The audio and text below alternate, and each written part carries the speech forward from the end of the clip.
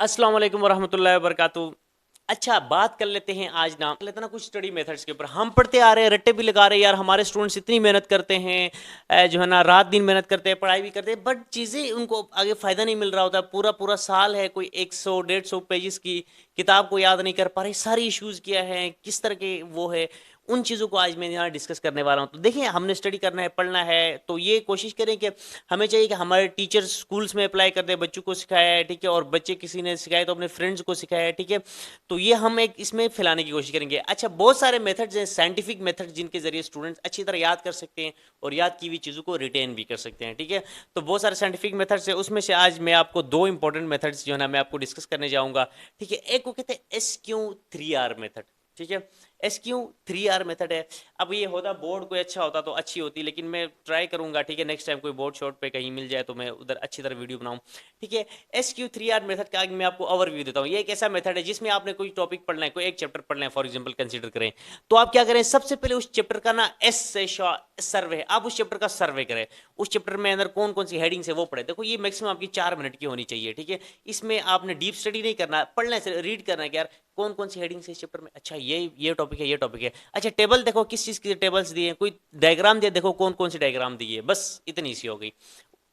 उसके अलावा नेक्स्ट, आपने अभी चैप्टर नहीं पढ़ा, आपने सीधा जाना एक्सरसाइज पे, क्वेश्चंस पढ़ लो। आखिर में चैप्टर नहीं पढ़ा, क्वेश्चंस पढ़ें, ठीक है। इससे आपको अंदाजा हो जाएगा आप ये जो पढ़ने चैप्टर जा रहे हो ना, इसमें कौन कौन सी चीज़ें इंपॉर्टेंट है और इससे आपको कौन सी चीज़ें पूछी जाएंगी। आप बिलीव करें, ये मेथड आप अप्लाई करके देखें, आपको इन चीज़ों के एट द एंड आपको चैप्टर से क्या क्या मिलता है फिर आपको पता चलेगा, ठीक है, किस तरह याद होता है। अच्छा, दो बातें होंगी, फिर एस क्यों हो गया, फिर 3R है, इसमें 3 दफ़ा आर आता है। पहला आर है आपका रीड। अच्छा, आपने क्वेश्चंस पढ़ा, अब पूरे चैप्टर को रीड करें, ठीक है, डीपली आप समझ के रीड करें। और अभी आप पेन या कोई ले लें, हाईलाइट कर दें या अंडरलाइन कर दें, जो इंपॉर्टेंट वर्ड्स होते हैं, इंपॉर्टेंट लाइंस होते हैं, इंपॉर्टेंट पॉइंट्स होते हैं, इंपॉर्टेंट फिगर्स होते हैं, इनको हाईलाइट कर दें, ठीक है, ताकि नेक्स्ट टाइम आपको पूरा पूरा लाइन पर पूरी पूरी पढ़ने की जरूरत नहीं, सिर्फ उन चीज़ों को पढ़ते जाएंगे, ठीक है। और इस तरह डीपली आप पूरा जो है ना चैप्टर, आपने पहले चैप्टर का आपने सर्वे किया, 2-3 मिनट लग गए, ठीक है।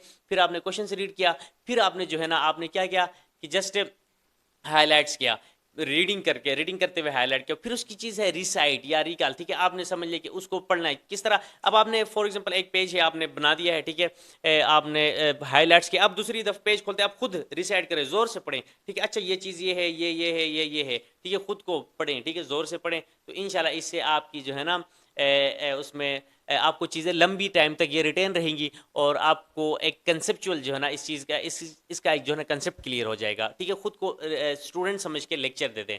इसके अलावा थर्ड चीज़ है रिवीजन, जो आपने पढ़ा उसको एक दफ़ा रिवाइज करें। ये काम करेंगे एक चैप्टर के साथ, ये 5 आपने काम करने हैं और यकीन जाने वो चैप्टर आपको बहुत आसान तरीके से याद हो जाएगा। और अच्छा, एक और बात याद रखें, आप अगर कोई भी चैप्टर वगैरह चीज़ें याद कर लेते हैं ना, ठीक है, एक काम होता है, ठीक है, हमेशा हमारे उसमें एक गलती करते हैं कि हमने एक चैप्टर याद किया उसके बाद भूल ही जाते, दूसरा याद करते, तीसरा नो यार।